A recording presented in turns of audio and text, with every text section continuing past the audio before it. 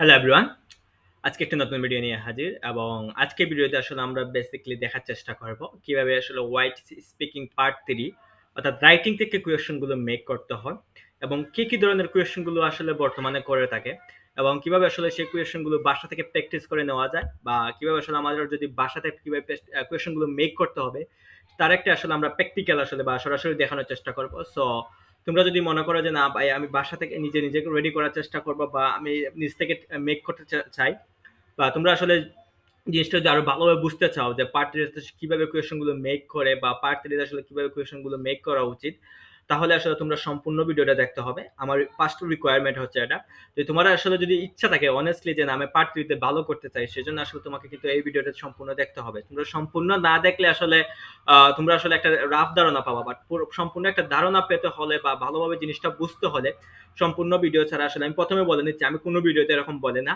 But আজকে ভিডিওতে বলার কারণ হচ্ছে যে আমরা অনেকেই দেখতেছি আসলে নেগেটিভ কমেন্ট করে যে ভাই এরকম এরকম। বাট তোমরা আসলে সম্পূর্ণ ভিডিও না দেখে আসলে জাস্ট একটু ভিডিও দেখে তারপর আসলে জাজমেন্ট করা শুরু করে দাও। সো তোমাদের আসলে প্রথমে আসলে চেষ্টা করতে হবে যে জিনিসটা আসলে বোঝা, অর্থাৎ একটা ভিডিও না বুঝে না যদি সম্পূর্ণ ভিডিও না দেখো তাহলে তোমরা আসলে পার্ট থ্রিটা কি বুঝবা। সো আর দেরি না করে আসলে আমরা সরাসরি চলে যাই আসলে আজকের ভিডিওতে। সো আজকের ভিডিওর বিষয় হচ্ছে যে ওআইটিসি স্পিকিং পার্ট 3, যেটা আমি আগেই বললাম।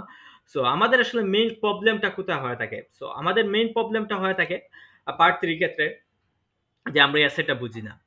এসেটা না বুঝে তারপরে যে আমরা এসেটা না বুঝে আমরা চেষ্টা করি যে কেউ যদি একটা কোয়েশ্চেন মেক করে দেয় তার উপর ভিত্তি করে বা কোয়েশ্চেন গুলো মেক করে দেয় সেগুলো আসলে মুখস্থ করে আমরা এগুলি মনে করি যে আমরা এগুলোই আসবে কোয়েশনে, বা আমরা কোনো এজেন্সি থেকে যদি একটা কোয়েশন দেয় 10টা 12টা 15টা, তাহলে আমরা খুশি হয়ে সেগুলো মুখস্থ করে একবারে উল্টে পাল্টে ফেলি, বাংলা অর্থ ইংলিশ অর্থ এইরকম করে বিভিন্ন রকম করে আমরা মুখস্থ করি তারপরে আসলে বলার চেষ্টা করি। এটা সম্পূর্ণ একটা রং ধারণা বা সম্পূর্ণ একটা ভুল পন্থা। কারণ হচ্ছে যে কোয়েশন তো আগে একটা সময় ছিল যে একটা সিটি রিলেটেড যদি কোয়েশন মানে এসেটা থাকতো তাহলে বলতো যে what are the advantages of living in city, what are the disadvantages of living in city, বা do you prefer to live in city or village area. এরকম কোয়েশন গুলো কিন্তু আগে কোয়েশন ছিল, বাট বর্তমানে টোটালি চেঞ্জ হয়ে গেছে ভাই। বর্তমানে টোটালি চেঞ্জ, কারণ হচ্ছে বর্তমানে কোয়েশন গুলো করে থাকে কিন্তু আপনাকে ওয়ার্ড বেস।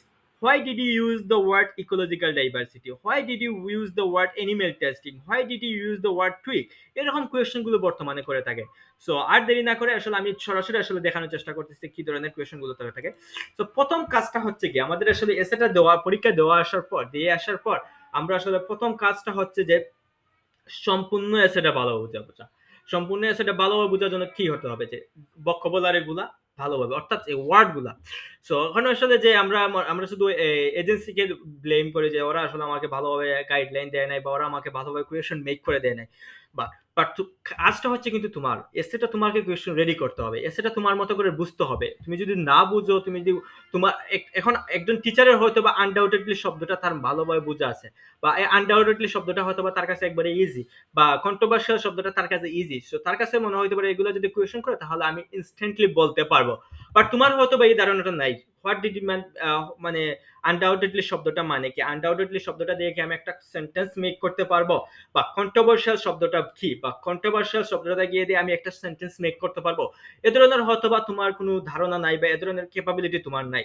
সো সেক্ষেত্রে হচ্ছে তোমাকে ওয়ার্ড বাই ওয়ার্ড, অর্থাৎ তুমি কোন শব্দটা বুঝো না সেই শব্দটা আসলে মার্কিং করে করে গুগল থেকে হোক বা তোমার কোনো বাইয়ের সাহায্য নিয়ে হোক তুমি সেগুলো আসলে বোঝার চেষ্টা করা। সেগুলো আসলে শুধু বুঝলে হবে না, সে ওয়ার্ডটা আসলে মিনিংটা কি সেটা ভালোভাবে লেখা।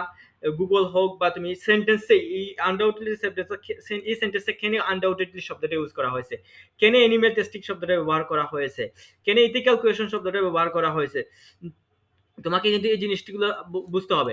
বা কেন আসলে যে টুইক এ প্রোডাক্ট শব্দটা ব্যবহার করেছে, হোয়াট হিউম্যান ডেভেলপমেন্টটা কেন ব্যবহার করা হয়েছে, ভ্যাকসিন শব্দটা কেন ব্যবহার করা হয়েছে, এই জিনিসগুলো কিন্তু তোমাকেই ভালোভাবে বুঝতে হবে। বা সেই জিনিসগুলো জেনেটিক স্ট্রাকচার জিনিসটা কি, কেন আসলে জেনেটিক স্ট্রাকচার ব্যবহার করা হয়েছে, এরকম করে করে তোমাকে প্রত্যেকটা ওয়ার্ড তুমি যে শব্দটা বুঝো না সে শব্দটা ওয়ার্ড মার্ক করে করে সুন্দর করে একটা নোট তৈরি করা, সুন্দর করে একটা খাতার লিস্ট তৈরি করা। তোমার প্রথম কাজ হচ্ছে এটা, যে প্রত্যেকটা ওয়ার্ড ধরে ধরে তুমি যে শব্দটা বুঝো না, যেমন কন্ট্রোভার্সিয়াল শব্দটা হয়তো বা তুমি বুঝো না, বা তোমার হইতে পারে যে value of animal, animal life, value of animal জিনিসটা বুঝো না, বা রিসার্চার জিনিসটা বুঝো না, ইনভেন্ট জিনিসটা বুঝো না, বা অ্যাডভান্স মেডিকেল টেকনিক জিনিসটা বুঝো না। এরকম তুমি যে জিনিসগুলো বুঝো না সেই জিনিসগুলো আসলে একটা হয়তোবা তুমি ল্যাপটপে লিস্ট করতে পারো, হয়তোবা তুমি খাতা কলমে লিখতে পারবো, বাট আমার সাজেশন থাকবে যে তোমরা খাতা কলমে লেখা। তাহলে খাতা যদি লেখো তাহলে তোমার জিনিসটা আসলে ব্রেইনে সামহাও একটু সেভ হওয়ার সম্ভাবনা থাকবে, কারণ তুমি দেখতেছো, চোখ থেকে আসলে একটু সামহাও একটু নিউরোলজিক্যাল একটা বিষয় আছে। তোমাদের কাজ হচ্ছে যে খাতায় লেখা, অর্থাৎ প্রত্যেকটা শব্দ খাতায় লেখা। যেমন আমি এখানে একটা উদাহরণ দিয়ে দিতেছি, যেমন কন্ট্রোভার্সিয়াল শব্দটা আমি এখানে লিখছি। সো কন্ট্রোভার্সিয়াল শব্দটা লেখার পর আমি এখানে লিখে দিছি যে কন্ট্রোভার্সিয়াল এখানে হচ্ছে describe something that is likely to create disagreement. So disagreement, তারপর হইতে পারে কন্ট্রোভার্সিয়াল শব্দটা, অথবা এক্সামিনার জানতে চাইতে পারে যে can you make a sentence by using controversial. তখন তোমাকে কিন্তু একটা কন্ট্রোভার্সিয়াল শব্দটা দিয়ে কিন্তু একটা কি করতে হবে, সেন্টেন্স মেক করতে হবে। তো এরকম কিন্তু এখন সচরাচর করে থাকে, কিন্তু এরকম কোয়েশ্চেন কিন্তু হয়ে থাকে, যে এরকম হয় না এমন না, এরকম হয়ে থাকে, তাই আমি বলতেছি। তারপরে দিচ্ছে ইনভেন্ট। ইনভেন্ট জিনিসটা কি? ইনভেন্টের তো সরাসরি একটা সিনোনিম আছে, বা একটা সরাসরি আরেকটা ওয়ার্ড আছে, বাট তার পাশাপাশি তোমাদের কাজ হচ্ছে কি ইনভেন্টের দিয়ে একটা শব্দ মেক করা।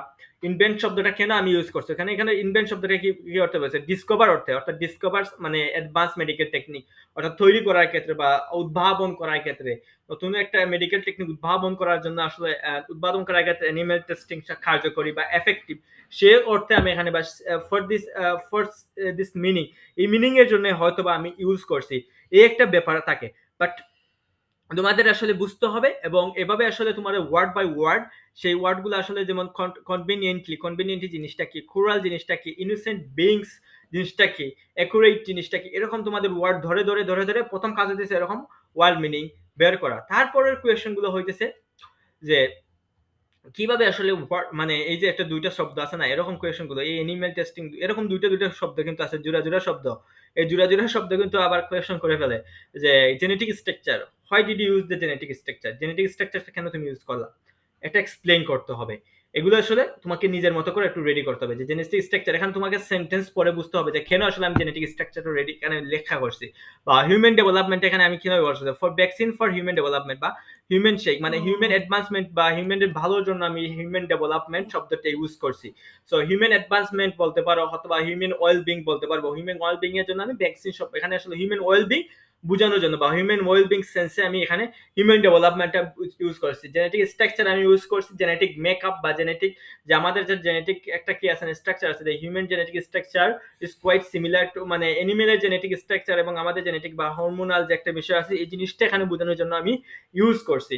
বাট এটা হচ্ছে life span, life time. So life time কেন ইউজ করছো, মেডিসিন জিনিসটা কি অর্থে ইউজ করছো, ভ্যাকসিন জিনিসটা তুমি কেন ইউজ করছো, এরকম আসলে ওয়ার্ড বাই দুটো দুটো word by every creature, what did you mean by animal testing, এরকম সব, মানে এই হচ্ছে 2 নম্বর কোয়েশ্চেন টাইপ। তারপরে কোয়েশ্চেন টাইপ গুলো হচ্ছে যে লাইন বাই লাইন কোয়েশ্চেন করা, ভাই লাইন মিনিং, অনেক সময় লাইনের মিনিং জানতে চায়। সো এটা একটা কমন কোয়েশ্চেন বা একটা মানে একটা বর্তমান ভয়ঙ্কর বা আতঙ্কের নাম, যে লাইনের মিনিং জানতে চায়। তো লাইনের মিনিং জিনিসটা কি? সো এখন হইতেছে যে দেখা যায় যে animal testing allows lab researcher to analyse the effect of new drug. So effect of new drug, এটা আসলে কি করে যে নিউ ড্রাগের এফেক্টটা অ্যানালাইজ করার ক্ষেত্রে অ্যানিমেল টেস্টিংটা অ্যালাউ করে। সো এই জিনিসটা কি? সো এই যে আমি এখানে একটু ব্যাখ্যা করে দিছি যে আসলে রিসার্চার এরকম, এটা why do you believe that animal testing allows? So while animal testing allow researchers to understand the result of any drug and treatment before providing it for public use. Public use এ দেওয়ার আগে আসলে এটা কি করে যে animal testing এর মাধ্যমে আমরা একটা টেস্ট করতে পারি, বা একটা রেজাল্টে বা একটা কনক্লুশন আমরা পৌঁছাতে পারি। সো এইভাবে আসলে অ্যানিমেল টেস্টিং আসলে রিসার্চাররা একটা কি করে যে একটা অ্যানালাইসিসের একটা সুযোগ দেয়।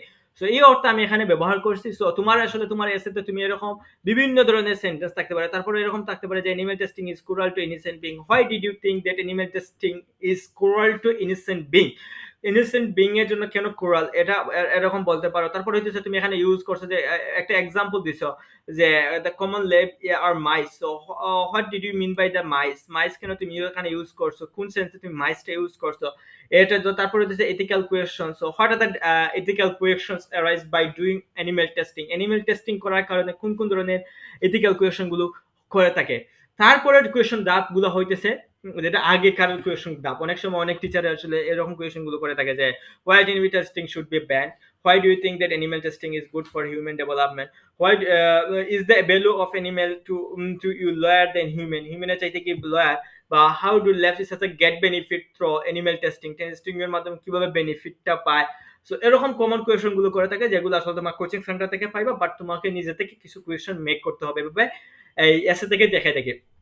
তারপর সবচেয়ে কমন কোয়েশ্চন যে কোয়েশ্চন গুলো প্রায় করে থাকে, যেমন যেগুলো আসলে কমন একবারে সবার ক্ষেত্রে যেগুলো সমান, যেমন এই কোয়েশ্চনটা তোমরা স্ক্রিনশট নিয়ে রাখতে পারো এজ ইউ উইশ।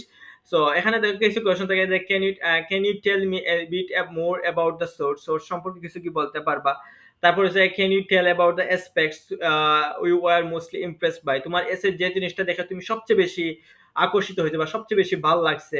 তারপর হচ্ছে গিয়ে তুমি তারপর হচ্ছে দ্য কাউন্ট, মানে এখানে তো ওয়ার্ড লিমিটটা সীমিত। সো তোমার কি এমন কোনো কিছু আছে যেটা তুমি আসলে তোমার যদি ওয়ার্ড লিমিট একটু বেশি থাকতো তাহলে তুমি ইউজ করতে। তারপর হচ্ছে what are some of the most surprising fact you have encounter, তুমি আসলে এসে লেখার সময় কোন কোন জিনিসটা সবচেয়ে সারপ্রাইজিং, কোন কোন জিনিসগুলো আসলে তুমি ফেস করছো, এই রিলেটেড কোয়েশ্চনগুলো এগুলো আসলে তোমরা স্ক্রিনশট নিয়ে এগুলো মুখস্থ করে দিয়ে বলতে পারো, কারণ এগুলো আসলে আমি একটা টেমপ্লেটের মতো করে মেক করে দিছি। সো এই হইতেছে আসলে ইএসসি রিলেটেড যা প্রশ্ন মানে যা ভীতি তোমাদের সব আমি আসলে দেখানোর চেষ্টা করছি, জানি না কতটুকু বলতে পারছি, বাট আমি আমার সর্বোচ্চটুকু দেওয়ার চেষ্টা করছি। এখন কাজ হচ্ছে তোমাদের বোঝা, এবং না বুঝলে আসলে কমেন্টে জানানো, তাহলে আমি আসলে বা কোন জিনিসটা আসলে পরবর্তীতে মেক করব তার উপর আসলে তোমরা ভিডিও সাজেস্ট করতে পারো, আমি আসলে মেক করার চেষ্টা করব।